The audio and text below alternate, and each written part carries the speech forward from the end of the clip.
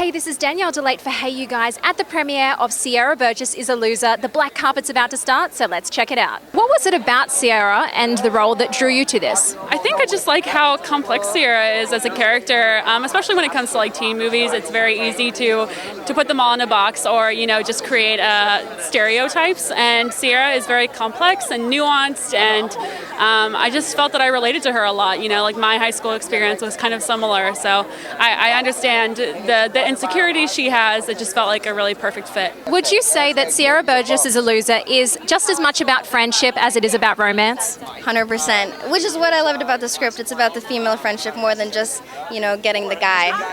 It's really beautiful how they come together. They realize they're very similar in the end. As the best friend of Sierra, how does your relationship change throughout the movie?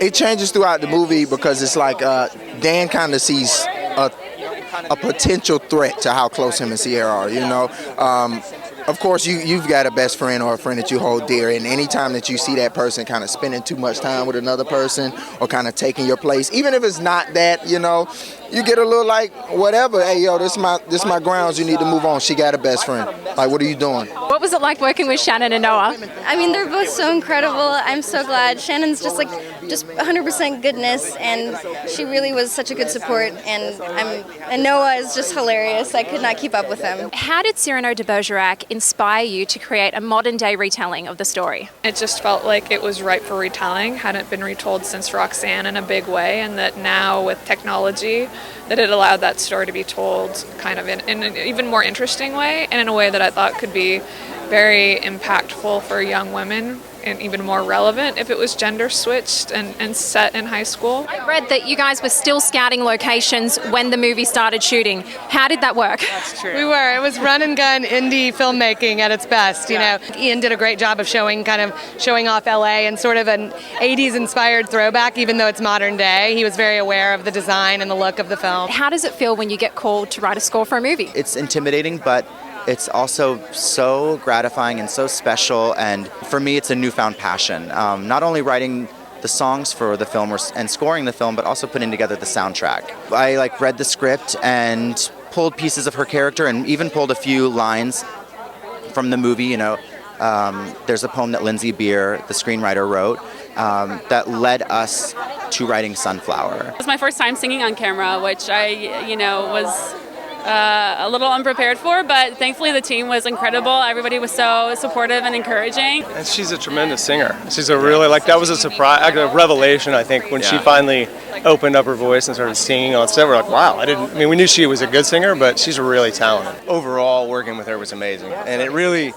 resonates, and it shows when you're watching the film and when you listen to her sing. It's just a special person. What is the message that you would like audiences to take away from this movie? They kind of go on this journey of coming to grips with their insecurities and just realizing that it's okay to just be yourself. You don't have to be one thing. And I think that's so relevant right now in the kind of Instagram curated personalities that everybody has, is to just learn that it's okay to be yourself. Lots of layers to this story. It's a great story. It's a positive message. Why do you think that, sending a text and sharing our feelings through text can make us feel so vulnerable or awkward at times? You can't really take back a text, and I think text messaging is kind of like a safety net for us. It's almost easier to not have to face somebody face to face, but also, you can't really account for nuance or tone when you're texting, and it's hard to get your message across sometimes. So I don't know. I would definitely encourage young people, to put down the phone if they can, but if not, talk on the phone, call each other or FaceTime, have that face-to-face connection. It really means a lot. If Ferris Bueller was set now, with the technology we have, would you guys be able to get away with what you got up to that day? Oh, no. No. It stands alone in time, I think. Yeah. I don't think so. Kids can't get up to the crazy things that you guys got up to back in the day. Figured out new ways. They've become that much smarter. What was it like working with this cast? Well, I worked with Shannon and with Leah, and they're both lovely. They're just perfect. Easy, smart, talented.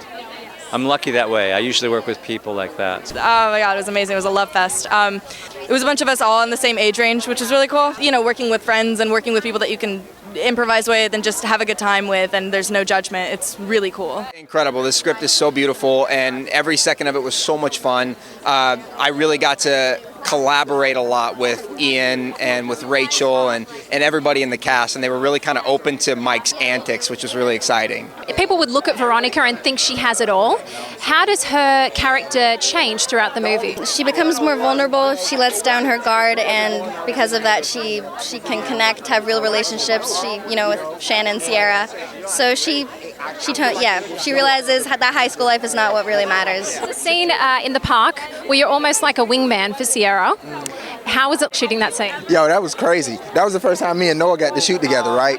And so me and Shannon had shot together, and it was like, all right, cool. I got these nerve out the way. Calm. I'm actually calm working with Shannon because I'm a fan of hers, not just off, and then working with Noah, it's like ding, ding, like two double bangers, but they so cool. Have you ever been a wingman in real life? Yeah, of course, happily. I want my boys and my girls to win, so if I need to be that wing that they fly on the side. How would you describe your relationship as Sierra's father? I think Leah and I play very supportive parents, and she's going through a hard time right now, and there's some bad behavior a little bit on her part, and we try to roll with it, and then we draw boundaries. We put down some firm boundaries like you would need to, but I wouldn't mind having me as a dad. Have you ever sent a text to someone and it was the wrong person and had it backfire?